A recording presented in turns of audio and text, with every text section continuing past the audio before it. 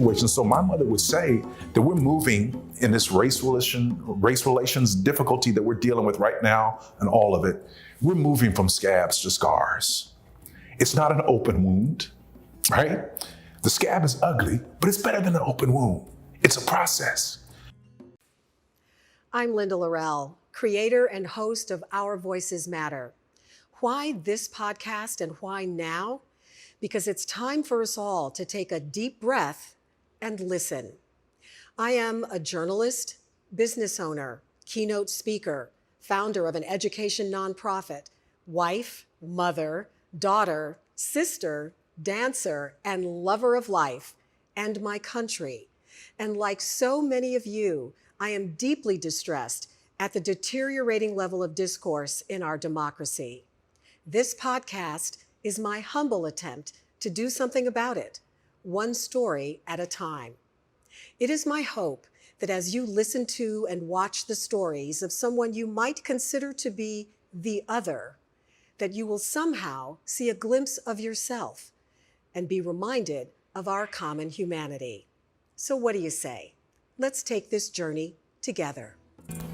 We have a very special guest with us today, one of my longtime friends, former colleague from KPRC Channel 2. We sat on the anchor desk together for many years when you did sports and I did news. So let me just give a quick little rundown of his background, okay? So he's got a championship with University of Oklahoma, in the OrangeBowl Hall of Fame. Also have a SuperBowl ring from the San Francisco 49ers, 1989. Played for the Houston Oilers. Those are just the highlights, okay? There's a whole lot of other stuff.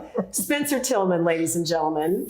So glad to have you with us. Good to see you. She was the real talent, by the way. I just kind of pretended and played sports. That's all. How are you? You look so beautiful. Oh, thank you. It is just so great to see you. It's been way too long. And, you know, when I started the podcast, I knew that I wanted to interview you because you are so much bigger than your sports career. And you're now a broadcaster. You've worked for CBS Sports. You're currently working for Fox Sports, correct? And also here locally in Houston for the ABC affiliate KTRK. So you're doing all of your broadcasting, but what else are you into these days? There's a lot that's going on. Linda, I think probably the succinct way to say it is we are merging all of those assets and skills that you talk about to do more. The project that I'm excited about more than anything else is the Lombardi Honors. It's an event that we set up working in conjunction with the Lombardi family to celebrate Vince Lombardi's leadership. We've got a kind of a 7 institutional model. We can kind of unpack that a little bit later on, but the bottom line is this: we are leveraging that asset to make culture stronger. There's a lot of Gallup research out there that talks about where we are as a nation and as a country, and we're trying to address that. I mean, for example, you know, this is the first generation that will not eclipse their parents in terms of economic mobility, you know, moving from one socioeconomic quintile to the next is a matter of course. And rather than getting bogged down in those drivers that are contributing to that, we know the drivers are. We're trying to find solutions to amp people up, get them ready to disearn those threats, and then to come up with strategies and coping mechanisms that will allow them to thrive in this 21st century context. And it really comes back down to resiliency. We now know that resilience, and I know you're brilliant, you got that Stanford degree, and you're just off the charts, you know, intelligentsia. But what's happened, Linda, you now have people in Bangalore, India, and China. The technology that you're using to put this event on right now, I mean, this podcast and this information is being gathered from really some very, very modest equipment, right? But that person in Bangalore, India, and China from a lean-to can create an algorithm and sell it and displace someone here in the United States, and they don't even know exactly what happened to them. So the competition pool goes from 320 million or so here in America to literally billions of people around the world. So the implications of that are profound. You're not competing against that cohort. You're competing against billions of people. So I'm interested to understand how the Lombardi Awards, and for those who are watching, okay, so I'm hoping we have some young ones out there who are watching who might not know who Vince Lombardi was. Okay, so real quickly, tell them who Vince Lombardi was and how you're using his name and his legacy legacy to do what you're describing? Well, when it comes to playoff football, Vince Lombardi is the winningest coach ever, right? We know Bill Belichick more recently may be the guy that for most people can identify. But the first few technical SuperBowls, the first two were won by the Green Bay Packers and Vince Lombardi in Green Bay, at the time an expansion program that nobody really wanted to go to. And then, of course, the 6 of the first 7 Super Bowls, technically they were called championships prior to the first 2, he won them. I mean, that's unprecedented success. So what we did is basically captured his leadership approach and then created a leadership model out of it. And we propagate that in school systems, like here in the Cypress Fairbanks School District. We had Phyllis Wheatley High School went through the program last year. We had literally over 17,000 kids go through the program. Our objective is to get to 700,000. That's what we want to do. And if we can do that, Linda, we'll be at a place where we'll be able to affect America in terms of net productivity. That is to say, if we can get 700,000 kids to go through this program and stay in school and graduate, it will confer a net benefit of $1.2 trillion over a 9-year period. That is real money. So that's what we're trying to do. We're trying to help America become more resilient. And so we talk about economic mobility. Yeah. A big piece of that, or a driver of it, is this divide that we have, because you've got one group that is more economically upwardly mobile because of societal forces, and then you have another group that is not. And so what you're trying to do is to kind of bridge that gap. Am I understanding that correctly? Yeah, that's it. And we're trying to work through 2 primary things, if you will. Education, job creation, that's it. Gallup tells us those are the 2 most important social values for the next 50 years because of those factors that you just talked about. And unless people can recognize that and then adapt the mindsets and the attitudes to compete in a new context, they're not going to be successful. So the news is grim if we do not acknowledge that. I mean, I'm not the smartest guy in the world. I always equate stuff to football sense. And if you tell me from a football standpoint, I come to the line of scrimmage like a quarterback, and we all are quarterbacks, right, of our lives. Football is life. I've always felt that way. You come to the line of scrimmage of your circumstance. The first thing I'm trying to do is discern where the threats are. By alignment, I can tell where people are. We can do the same thing in our lives. When I see that the job context is being squeezed, that's a threat. So what do I do in response to that? I got to call a play, get more education, whatever it is, or a series of plays over time that gives me the best chance to succeed against that threat. And then I've got to execute it every single day. So it's like a 1, 2, 3-step process. Discern threat, call plays to give you the best chance to succeed against those threats, and then execute those every single day to close that divide that you talked about. What do you think is the biggest threat that we're facing, since you use that word? And I'm thinking, again, about our civil discourse and the fact that we are seeming to have such a difficult time listening to each other, talking to each other in a respectful manner. What is the biggest threat, do you think? You know what? I think, Linda, that's such a brilliant question. We live in a world of images and impressions, right? Most people aren't interested in pulling away the veneer to find out what's really substantive underneath that. So we deal with what's on the surface. When we see people moving and are upwardly mobile, we consider them threats. If you're a part of a demographic that has enjoyed a level of privilege in this nation, you have to understand that we are not trying to substitute one tyranny for another. That has never been our position. We have come here with a servant attitude in many regards, by force or by option, as the case may have been. The bottom line is this: we need to understand that we all are functioning in the same context. We all want the same things. We are all facing the same threats and challenges. And this is the greatest fake out in the world. Skin and race is an illusion. It's the fake out. It's the easy, low-lying fruit to differentiate ourselves. And it's one of the oldest tactics that rich folks have used for many millennia to separate people who otherwise would work together. I mean, you go back and look in the history books and study things like Bacon's Rebellion. You'll find poor whites and poor blacks working side by side. Why? Because someone had the ability to understand that, guess what? Our interests are the same. And we're stronger if we work together. And the folks that have all the money, irrespective of what color they were, they're the ones that's running the show. So we need to come together. And you want to keep me out of your unions and keep me a part of the construct of our society that makes it work? No, you shouldn't do that, because if we come together, we'll have strength in those union arrangements so that we can deal with those few that are making the controls and then, of course, causing us to fight one another. That division is what allows a few people to remain in control of institutions. So I think the greatest threat is the illusion that this is the problem. This is not the problem. Skin color is not the problem. skin color is not the problem. No, it's the illusion of losing something that we have either felt entitled to or because of forces of nature and history have put us in a position to occupy. It's that scarcity mentality. Oh, yes. You know, there's not enough. Yes. You know, I want mine. I want what's mine. And if I have what I want, then that means you can't have what you want. You know what? But there's enough for all of us. Absolutely. And that's a principle of John Lombardi. He talks about what his grandfather, Vince Lombardi, the scarcity model is what he calls it. He says, imagine you're in a room and you've got 11 people in this room and you've got a pizza that's there, but there's only 9 pieces. He says, everybody scrambles to get those 9 until somebody says, guess what? We've got some dough over here. Let's make another pie. Let's make another pizza, right? Enterprise the resources absolutely, we've got the resources. Let's make another one. Yeah. So that enterprise architecture, and so the response has been more of a protectionist response. Let's grab what's left for ours. Hey, get some ingenuity together. Let's put something together so we can all eat and have fun and partake. That's what's really all about. So we're trying to foster that whole enterprise architecture. That's part of the Lombardi way, right? So we're having fun doing it. That's great. Yeah. I can't wait to watch how this unfolds and progresses. So I have to ask you about this whole controversy in the NFL with players taking a knee. Yeah. Okay. What's your take on all of it? Well, I think the problem was Colin Kaepernick in the early part of that whole thing. And I remember when it happened because I was doing the preseason game in San Francisco when it happened. I didn't think much of it at the time. I saw him on the bicycle. I never really thought anything of it. But in hindsight, we obviously know what has since transpired.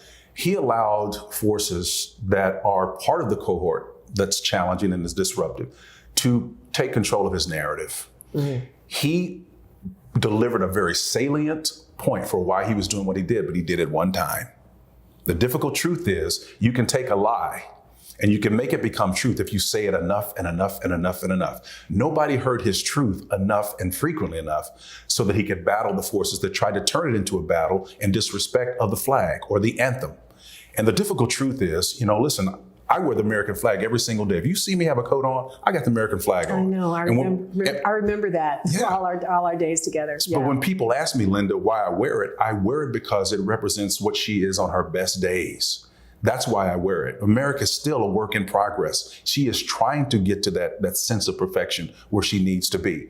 And I have confidence that she will get there. And so the Colin Kaepernick deal is disappointing. And again, I think this latest thing that's transpired with this mutual quiet agreement that they have, non-disclosure, it leaves more questions than answers that are out there. And I'm disappointed in the camp for that.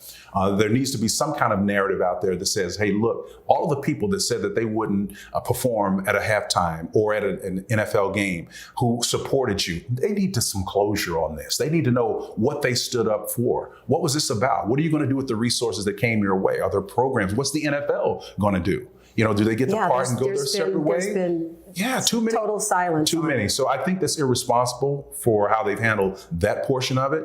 I think there's some things that you can extrapolate from the outcome because the NFL is the NFL. They don't do anything that they don't have to do. I can tell you that from personal experience. The fact that they settled this case, there had to be enough evidence there that put them at a level of jeopardy, right? But also, Colin Kaepernick and whoever was a party to his challenge needs to understand that there's another narrative that needs to be addressed. These people, us, everyone needs to have closure. Mainstream America, and for the most part, needs closure. They need to know that they don't need to fear us. We don't disrespect the flag. It's not the anthem. We don't have any disrespect. We love our military family members, and I've got military throughout my family. That's not what it is. It's what America comports to be and reflects and says it is, more often than not for one cohort than it does for those that look more like us. And that's what it was all about. That's what it's always been. You're the first person that I've heard, because I've asked this question of other people, and you're the first person that I've heard say that he didn't articulate his narrative frequently enough so that it was overriding the counter narrative that was there and became effusive. Yeah. That's all you could hear and see was was the counter narrative instead of what he really was trying to say. And the irony of that is he was on the team at the San Francisco 49ers with a guy who I have the utmost respect for. And during your time out in California, you may have known who Dr. Harry Edwards was. Oh, yes. Our team psychologist and sociologist in Cal Berkeley. And he was the one in my locker. The hair stands up on the back of my neck just thinking about some of the things he used to tell me. Sitting in our seats, in our lockers, he gave me that phrase about living in a world of images and impressions and people not being able to discern or being willing to discern what is truth from what is not. Dr. Edwards is the one that gave me that sense. And so when I think guys like, he works for the 49ers. He's a consultant. He was our team consultant when I was there, our team psychologist. We were the only team in the NFL that had a psychologist. And I know Dr. Edwards knows how to handle this. We can go all the way back to '69 Olympics, which he was very much involved in. So there was someone there. And I think he was actually trying to help. He was trying to keep his hands off from a distance to some degree. But in the end, I think Doc probably, and I'm not speaking for him because I haven't really talked to him recently about this latest outcome as far as the settlement is concerned. But I do believe that he probably would have wanted some more closure, constructive closure. Interesting. Yeah. It'll be interesting and telling, I think, to see what, if anything, Colin does going forward. You know, he's got the big deal with Nike, and that could help. And they're pretty creative. They're bold. Yeah, I hope he uses those resources, as you say, to to move forward. Yeah. So one of the questions that I ask all of our guests is to think about a time in their lives when you've been the other. Okay, you grew up in Tulsa, Oklahoma. Yeah. Did you have anything in your childhood or during your time as a football player, whether, at OU or with the 49ers or the Oilers? Is there anything that stands out in your mind where you just really felt like you were the other? And how did you handle it? I'm sure there were a lot of them. Maybe one that comes to mind was in high school. You have some degree of athletic prowess, and that makes you big man on campus, right? But then there are the realities that set in. I grew up in Tulsa, Oklahoma, North Tulsa. And we didn't have much growing up, Linda. We used to joke and say we were broke as the 10 Commandments. Didn't have much money at all. And so, but when integration came about, we were being bused over to South Tulsa, which was the more affluent area, right? So we'd have to wake up maybe 2.5, 3 hours earlier than everybody else did and take that long jaunt over to South Tulsa. To the point, as I moved throughout my athletic career, it was a good thing, to be a big fish in a relatively small pond. Everybody celebrated you. But there was a tradition that our cheerleaders had to go to the homes of the athletes, right? And to dress up their homes and their rooms or whatever to let them know how much they were appreciated. And, that was tough because I remember I didn't really want them to come to my home because my home was not like the homes I went to see there. And so we struggle with that. I struggle with it. And I remember seeing all the cheerleaders and wondering what they thought about our condition, because we know when they got back to Tulsa Edison, everything was great in the gym. And so I always felt like the other in those situations because we didn't have what they had. But we made it a cause to change that. And I did. And before my mother passed away, one of the things we did, we built her brand new home right on the top of the hill, Gilcrease Hills, as pretty a place as I could find, and that was my goal, to do that. You were so close to your mom. I remember. Yeah. I remember. She was a big influence in your life. Huge influence. She was a missionary. She did a lot of traveling internationally and had a dad at home. Dad was great, quiet influence in my life, consistent, showed me exactly what it meant to be a man in the strictest sense of the definition. But my mother was the sage stalwart that was always there, Linda. She was the type of person that would drop what we call nuggets in your ear. Just levels of wisdom that belied her education. Even though she got her college degree, she put herself through school. Her level of intuitiveness merged with intelligence was uncanny. And I really didn't appreciate it fully until I graduated.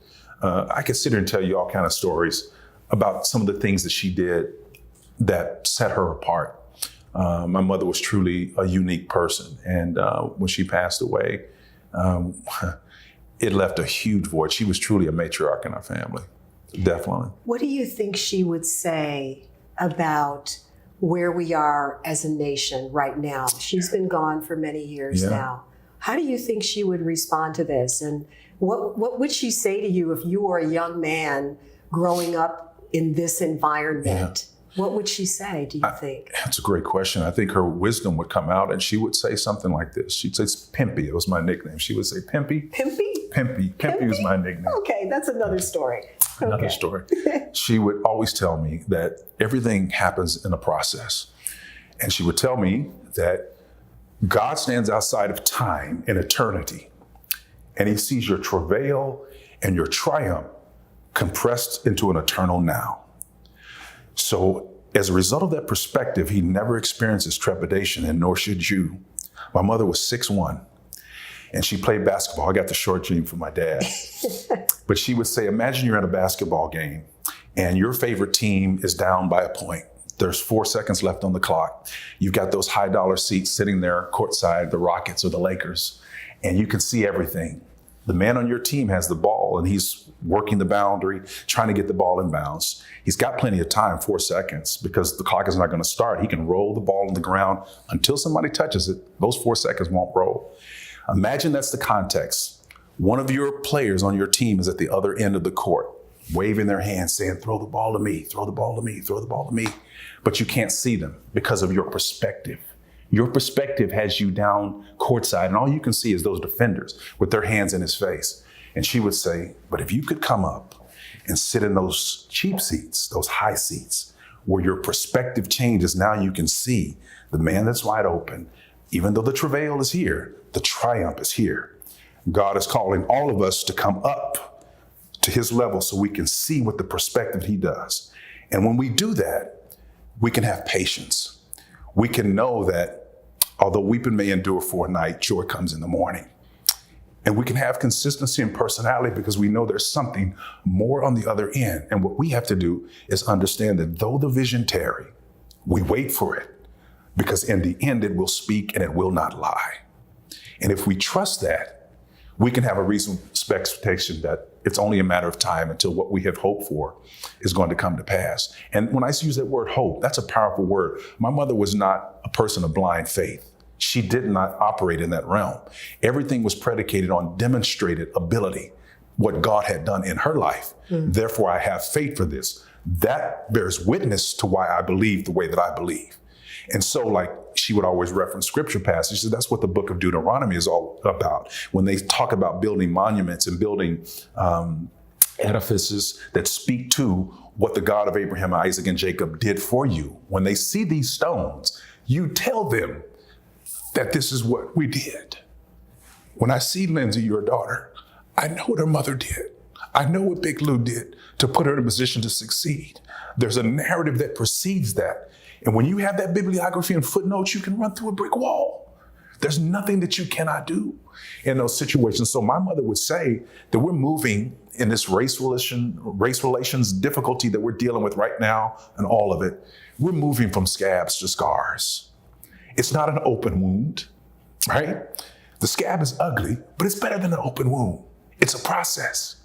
Eventually, the scab will move away and the scar will be left there.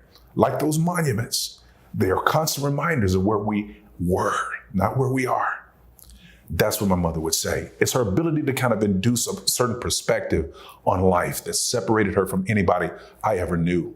And that transferred to me to this day. When somebody sees chaos and they see dismay, I see opportunity. And so that's what gets me excited in the morning to get up. Yeah. Your passion is palpable. Yeah. And where does that come from, do you think? You know what? I think it comes from, and again, I know this is not a religious context here, but I think Linda, it comes from understanding what it means to be created in the image of God.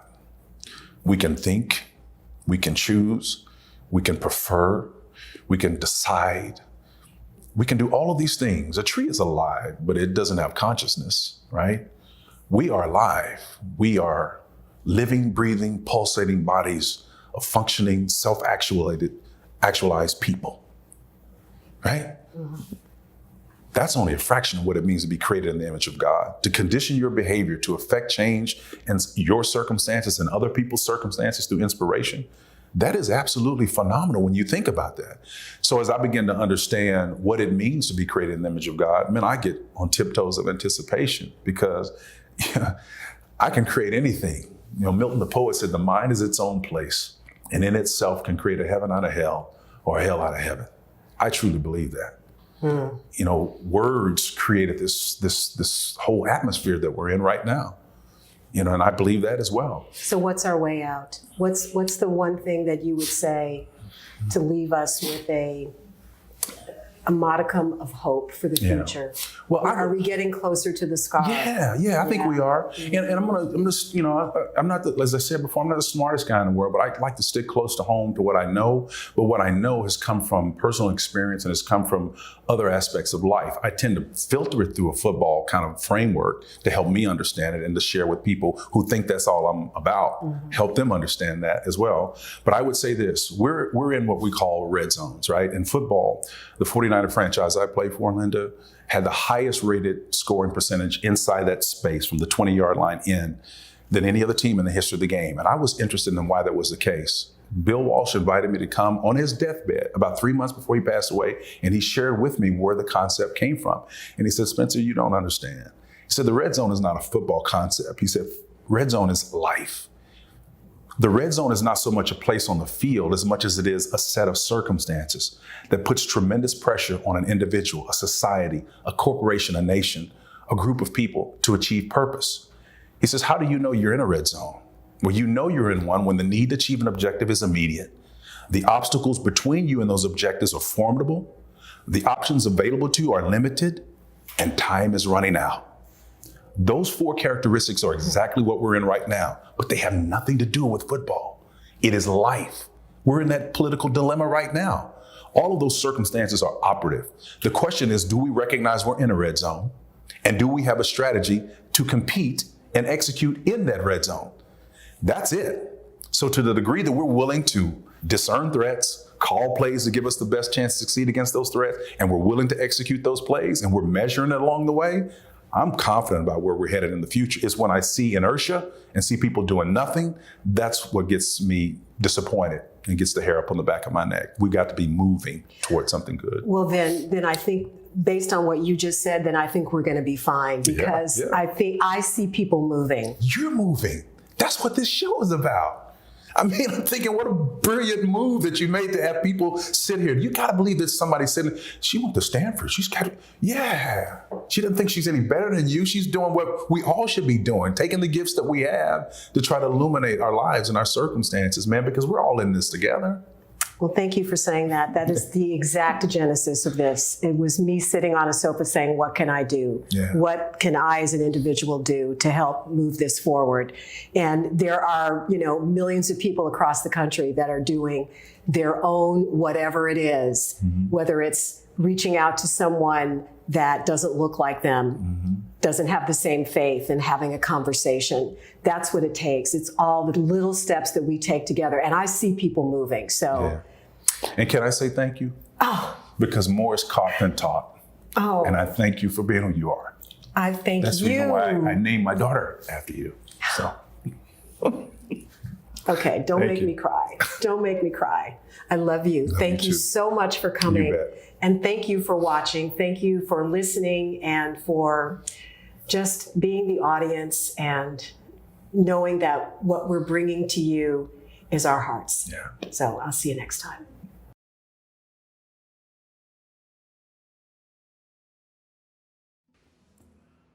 Thanks so much for giving our guest permission to speak and for having the courage to listen with an open mind. If the mission of Our Voices Matter resonates with you, please like, subscribe, download, and share, and then join the conversation, because it really is going to take all of us to make a difference.